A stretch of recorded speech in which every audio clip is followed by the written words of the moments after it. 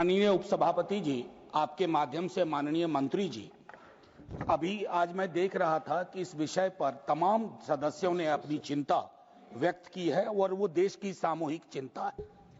मुझे अफसोस के साथ पहली सप्लीमेंट्री आने से पहले कहूं कि एक रिपोर्ट लीक होती है, टेलीविजन डिबेट्स में पायलट को विलेन बना दिया जाता है। वो बेचारे दुनिया में आके कहेंगे नहीं कि हम गुनहगार हैं या कोई टेक्निकल मैलफंक्शन। खैर, मेरा पहला है कि जब FAA की federal US federal aviation administration की 2018 और यूके की सिविल एविएशन अथॉरिटी ने ये सारे एडवाइजरी पहले जारी की थे फ्यूल स्विच सिस्टम की। अभी हाल में आपने खास करके बोइंग 737 और 787 एयरक्राफ्ट के लिए मैंडेटरी किया है कि आप उसकी ऑडिट करिए, उसकी सेफ्टी सिक्योरिटी मैकेनिज्म को चेक कीजिए। My question is, you have this input in 2018, since 2018, in 2024, why does it take a crash of this nature to do what should have been done in a routine way? Thank you. Sir, your question also has the answer. In a routine way, all these checks are already done. When there is a directive that is issued, then there is a special check that is done. But in terms of all the equipment that is there, according to the protocol that is listed, all the checks are thoroughly done. It is not that only when they say that this has to be checked, there is a special check that is done. All the fuel switches, all the cockpit, all the tires, everything get checked very robustly, very regularly. That is why we have a very tough process. But taking an advance leg, like you said, we wanted to be more thorough. All checking has been duly happening from that time. And what you have mentioned, what the FAA has done also, there are two types of directives. That is, one is the AD, which is the Airworthiness Directive, which is a mandatory that all the other state regulators, they all follow. But what you have mentioned right now is a special airworthiness information bulletin, which is not a mandatory thing. Like you said, if necessary, then the state regulator can do it. But at that point of time, the regulator also took a call that this is not a mandatory thing, and we, on our process of ensuring safety, we have a very good, robust process. So there is not a special check that is required because it was not a mandatory thing that was advised. But after the report has come, we have taken that also into cognizance to ensure that there is further, because like you said, these reports that have come.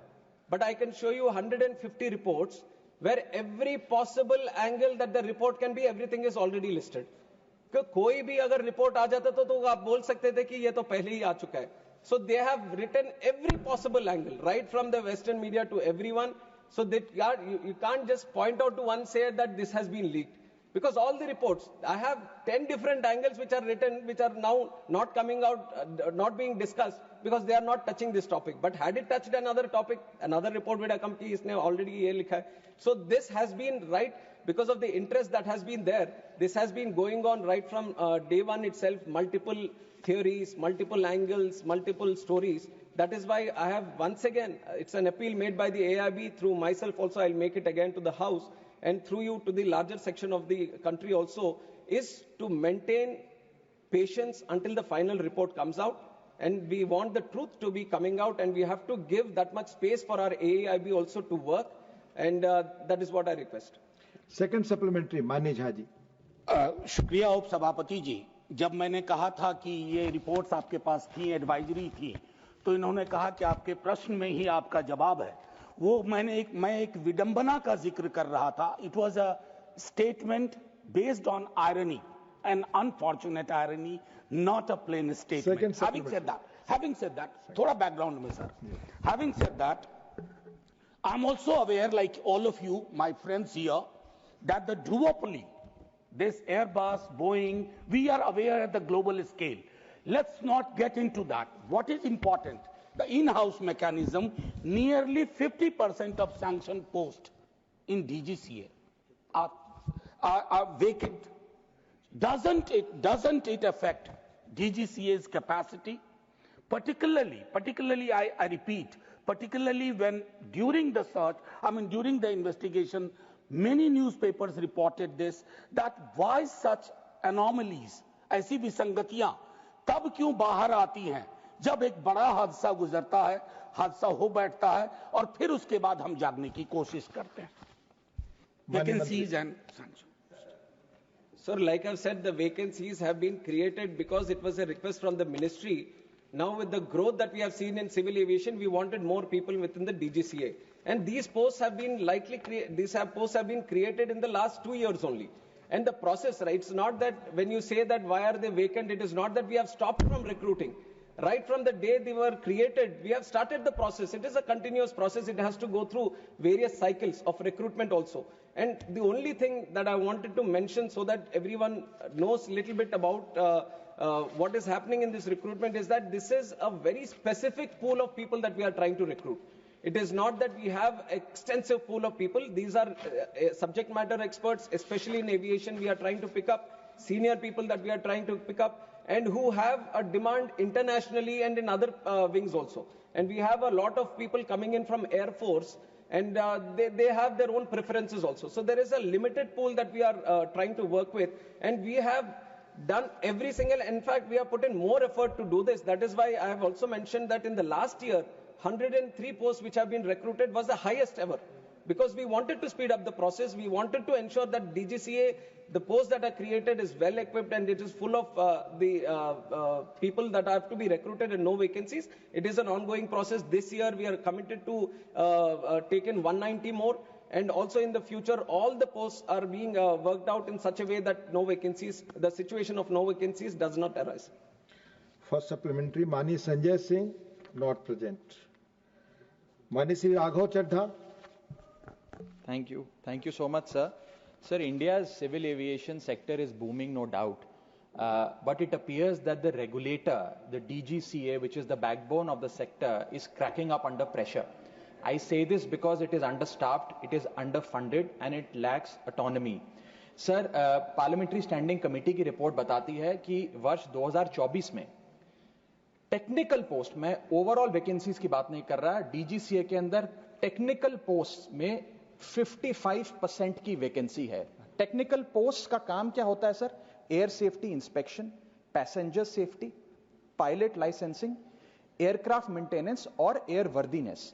Sir ये shortage नहीं, ये crisis है। और मुझे लगता है sir there is no, thank you sir, sir सवाल पे आ रहा हूं, that there is no margin of error in the skies. तो मेरा माननीय मंत्री जी से सर आपके माध्यम से सवाल है कि हम एक डीजीसीए को, सेबी जो एक फाइनेंशियल मार्केट का इंडिपेंडेंट रेगुलेटर है, और ट्राई जो टेलीकॉम सेक्टर का एक इंडिपेंडेंट रेगुलेटर है, ऐसा ही एक ऑटोनॉमस स्टैट्यूटरी बॉडी में क्यों नहीं तब्दील करते? और दूसरा टेक्निकल पोस्ट की वैकेंसी कब तक भरी जाएगी?